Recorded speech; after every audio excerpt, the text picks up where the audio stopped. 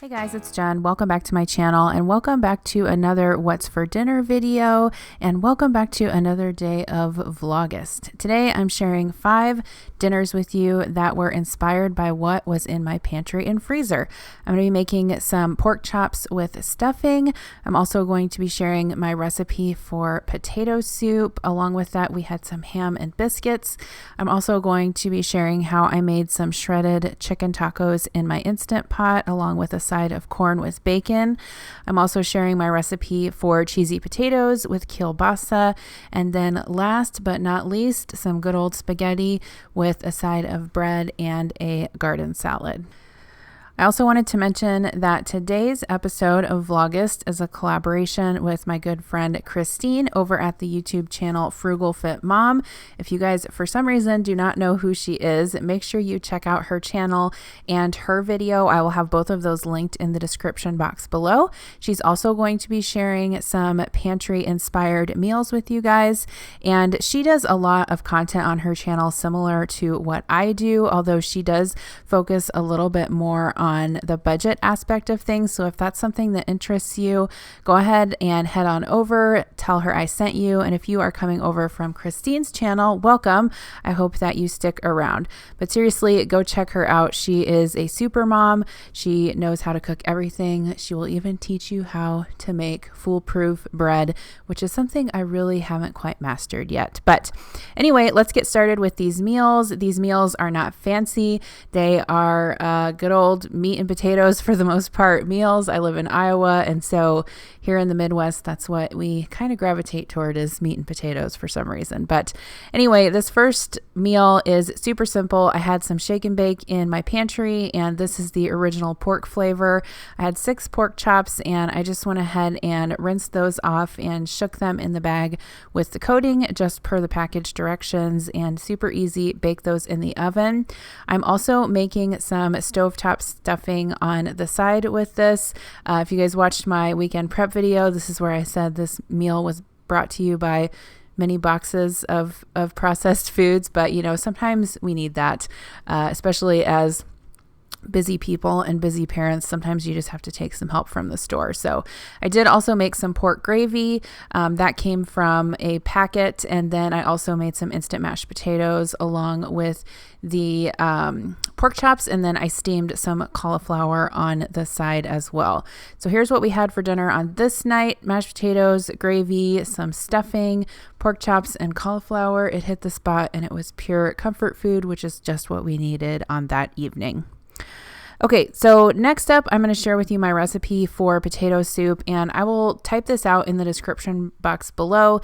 Keep in mind that this is something I have been making for probably almost 20 years, for sure over 15 years, and so I don't really follow a recipe for this, but I'll try to type it out as best I can so that you guys can reproduce it. I always, encourage people to sort of go with their gut while they're cooking. If you think that it needs more of something or less of something, go ahead and make those modifications because your tastes may be different than ours. So I'm starting out the potato soup by chopping up some carrots and onions. You could also put celery in this if you wanted, but I didn't have any at the time. The main thing is just to chop up your veggies as fine as you can, if that's something that is preferable to you. I don't really like large chunks of onions and carrots in my potato soup. I just want them in there for flavor. And so I'm just mincing those up as fine as possible. And it's out of the frame there. You can't see it, but I'm cooking this in my large Dutch oven. And so I have some butter in there along with some olive oil, and I'm just popping the veggies in there, and then I will saute them on the stove until they are tender. I'm also going to add some garlic. These were like the hugest garlic cloves I have ever seen. So I'm just mincing those up. I don't even know if this would have fit into my garlic press. That clove of garlic was so big. And then I'm going to pop those in there with the carrots and onions as well. Did you pack the flashlight, the blanket, and the mat? So what I'm doing now is just sauteing those veggies along with the garlic with a little bit of butter and olive oil until they are soft and cooked through. I also wanted to mention that if you've been watching all of my videos for Vlogust, some of these dinners may be repeats, but I'm trying to share a little bit more detail in this particular video, so hopefully it doesn't get repetitive to you, but sometimes that's what happens when you're doing daily vlogging, is you guys are going to see meals repeated. But the real focus of this video that Christine and I wanted to really communicate is how to make meals and plan your meals off of what is in your pantry and freezer. So that's what I try to do when I'm doing these challenges, is look through my pantry, look through my freezer, and say, what do I have in here that can inspire a meal that I don't necessarily have to go buy a bunch of ingredients. So like, for example, this potato soup, I had a bunch of potatoes in my pantry. I had biscuits in the freezer. I had Canadian bacon in the freezer. I pretty much had everything on hand. There were just a few things that I had to pick up. So definitely keep that in mind, especially if you are trying to do your meal planning and your shopping on a budget. That's something that can really help you out. I've also had some requests to do a more dedicated video on how I meal plan and sort of make my shopping list out for the week. I know that's something that some people struggle with, and so I have that on my list to make a video about. So that'll be coming up in the next couple of weeks. But what I'm doing now is just peeling all of my potatoes and cutting those up into small pieces. You can cut the pieces as large or as small as you like, but when I make soups, I prefer to cut my ingredients smaller.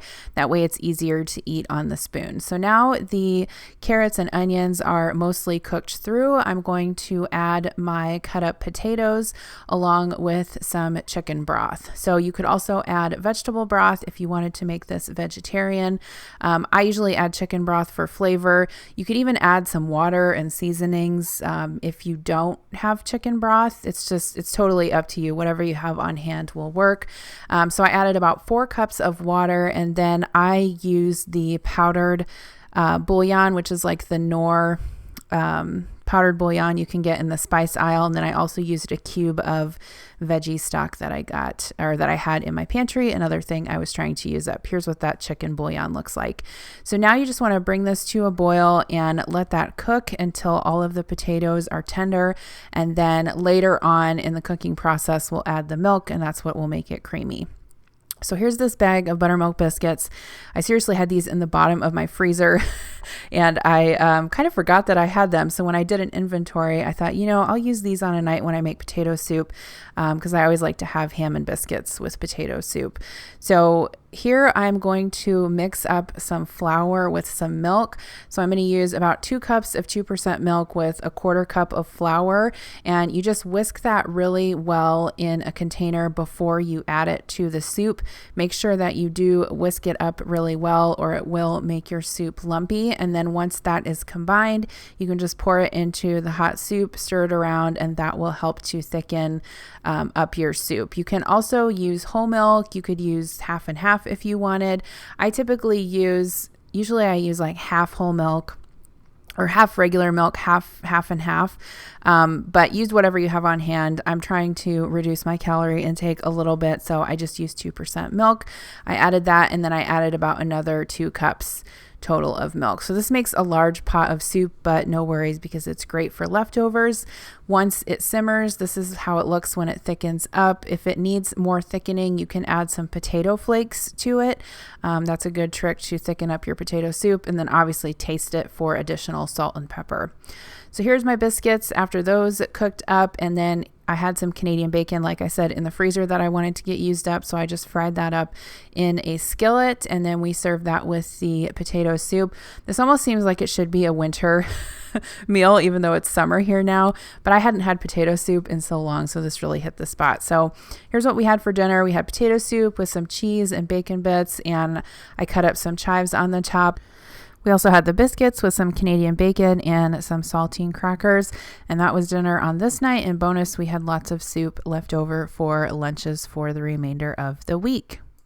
It's a real adventure, the trail you're looking at. I'm glad. Okay, so next up we're going to make chicken tacos in the Instant Pot. So I just have about a pound of chicken breast that is cut up here, and I have it on my trivet in my Instant Pot with a cup of water in the bottom. You could also use whole chicken breast. I actually thought out the wrong thing on this particular day. I meant to use whole chicken breast, but I had cut up chicken breast, which worked just fine. So you put that in the Instant Pot, and then I'm going to season this with 1 packet of taco seasoning. You can actually probably stretch the taco seasoning packet to make 2 pounds of meat if you have a larger family. So I just sprinkle that over the top, and then I cook this for 12 minutes on high pressure. If you're using frozen chicken breast or larger chicken breast, I would go maybe 15 or 16 minutes on high pressure. But then once you cook that, it's going to be super tender and it's going to fall apart right in the Instant Pot. And the good thing about making it in there is you can just shred it up right in the pot, and you don't have to dirty a bunch of dishes. So my Instant Pot is an 8-quart duo, and I've had it for probably about 4 or 5 years now. I'll link the exact one that I have down below. I would recommend getting an 8-quart one if you don't have an Instant Pot. I think the larger ones are just more convenient for when you want to make larger batches of like chicken stock or beef stock.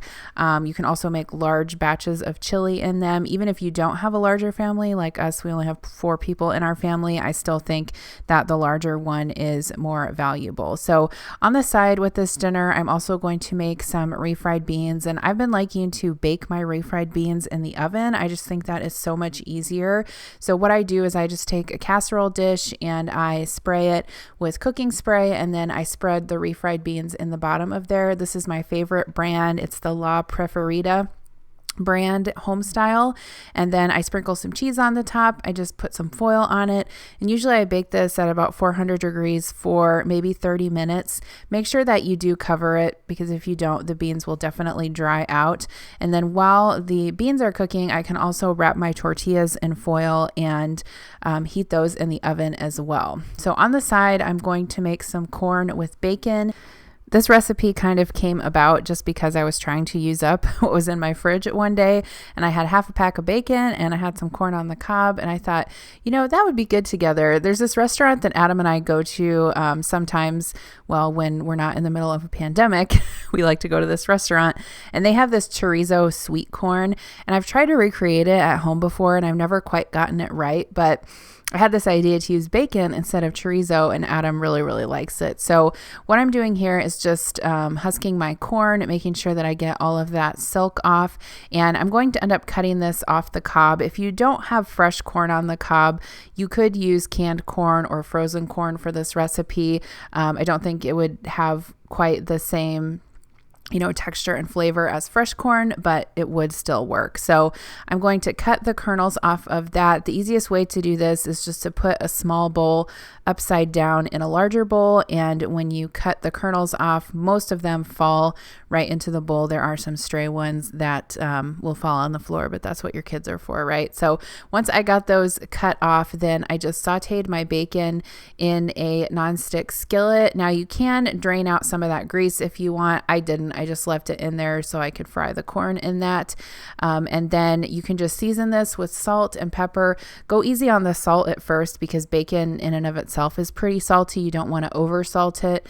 I also added some cumin to this and a little bit of ground coriander. You could add chopped jalapeno if you wanted. You could also add chopped cilantro. I think that would be good in there. And then I do add just a little bit of butter at the end just to finish it off.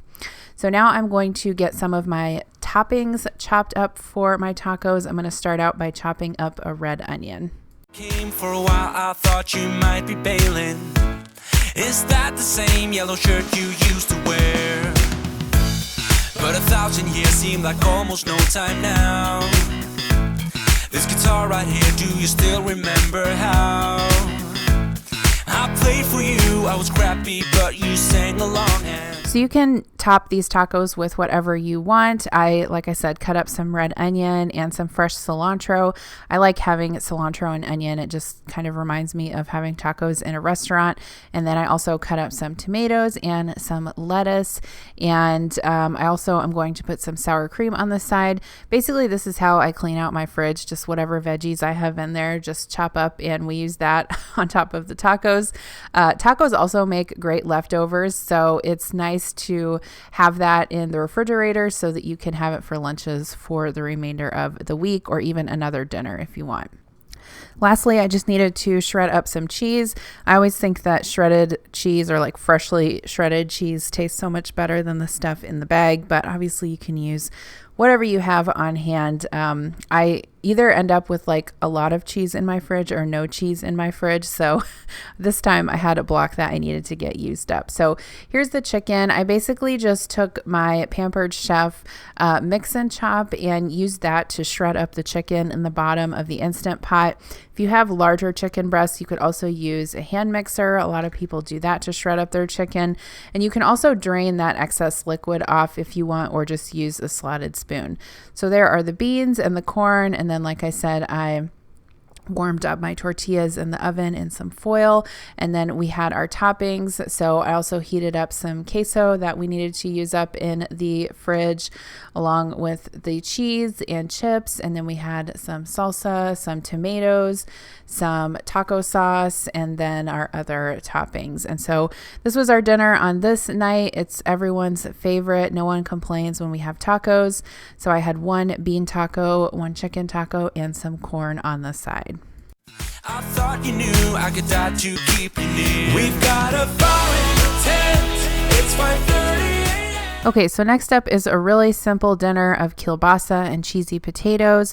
I will link the recipe down below that is closest to the recipe that I use for cheesy potatoes. Some people call these funeral potatoes because that's what you take to a potluck after a funeral. Some people call them party potatoes. I don't know. In my family, we've always called them cheesy potatoes. So in this casserole dish, I just have a bag of hash browns that I thawed out in the microwave. You don't have to do this step, but they do cook a lot more evenly and faster if you thaw them out ahead of time. I also melted a 1/4 cup of butter, and then I usually use condensed chicken, cream of chicken soup in this recipe, but I decided to try it with cheddar cheese soup, and I actually like it a lot better. So definitely try that if you haven't before. I have some sour cream, and then I have some shredded cheese that I need to use up. So I kind of just use a bunch of bits of cheese that I had in the fridge. And then for seasonings, I like to use onion powder. You could also use chopped onion if you want. I don't prefer that in my cheesy potatoes, but I have that, and then some salt and pepper. So basically you'll just mix all of the ingredients for the cheese sauce together in a bowl. This is usually best done with a whisk. So I have my butter in there, and then I'm going to put about 2 cups of sour cream. I'm using a can of that condensed cheddar cheese soup. I did use half light sour cream and half regular sour cream in this recipe just because that's what I had on hand. And I'm whisking that together with the butter, and then I will mix the cheese in along with the seasonings. And part of the reason why I like making cheesy potatoes is because they actually are really good as leftovers. If you've never had them as leftovers before, they actually turn out super well, and they're even good for breakfast leftovers. Just a tip there if you want to eat some cheesy potatoes for breakfast the next morning. So I'm going to go ahead and pour the cheese sauce over the potatoes in my dish, and then just kind of mix everything together in that dish. You could do it in a bowl if you wanted to, but why dirty more dishes when you don't have to? You also need to have a super large bowl to mix all of this together. So I just went ahead and did it right in the casserole dish. I also seasoned my potatoes with salt, pepper, and that onion powder before I mixed the cheese sauce in. So I had a little piece of Lone American cheese I wanted to use up, so I put that over the top, and I'm going to pop these in the oven, bake them at 400 degrees for around 30 to 40 minutes. I like mine extra crispy, so I probably bake them a little bit longer than is directed. And here is the kielbasa that I'm going to make to go alongside of that. So I have two different kinds. One is a regular kielbasa, and then the other one is a jalapeno cheddar. And I went ahead and split those up on the baking tray just because my kids probably were not going to eat the spicy kind. And so I just kind of made a little divider there with some foil, and I popped those in the oven for the last 20 minutes that the potatoes were baking. So here's what we had for dinner that night. This actually came together super quick and everyone loved it. I had the kielbasa with some mustard, some cheesy potatoes, and then I just steamed up some lima beans on the side with some butter, salt, and pepper, and we had some rolls on the side as well. All right, so next up is the ultimate pantry meal, and I feel like that's spaghetti. I feel like I always have the ingredients on hand to make spaghetti. So I'm starting this out by just browning up a pound of ground beef in my large Dutch oven, and I've seasoned that with salt and pepper and a little bit of Italian seasoning, and I've also added some onion and garlic to that as well. I like to add the onion and garlic at the beginning to make sure that that gets nice and soft along with the meat. I did end up draining this meat because it was a little fatty. And I'm using some Rayo's marinara sauce along with another little bag of marinara sauce that I had to use up that was in my freezer. I don't even remember what that came from. Once the ground beef is cooked up, I just drain that, and then I like to add the marinara sauce and just simmer that over really low heat for as long as I can. The longer that you simmer that, the more tender the beef will be. And then on the side, I cooked some regular spaghetti noodles, drained those, and I like to mix it all together in a pot. I just think it's easier that way for everyone to grab what they need. And then we also serve that with Parmesan cheese on the side. And I also made a salad. So I ended up just doing like the Olive Garden copycat salad, which is my kids' favorite. So that's just iceberg lettuce with some tomatoes. And then I used the Olive Garden dressing and the croutons. And then I had this loaf of take and bake sourdough. This ended up being really good. I got this from Imperfect Foods in my box last week. And all you have to do is take it out of the package, put it right on the rack of the oven and bake it for like 15 minutes. And it turned out so good. We just had that like simple with some butter on the side. And so that was our pantry inspired dinner on this night. Spaghetti with meat sauce. That's Adam's favorite. He prefers that over meatballs, with the bread and the salad on the side. So I hope you guys enjoyed this dinner video. Don't forget to check out Christine's video and her channel. And I hope that you come back tomorrow for another episode of Vlogust. Bye. Kids who left get in trouble.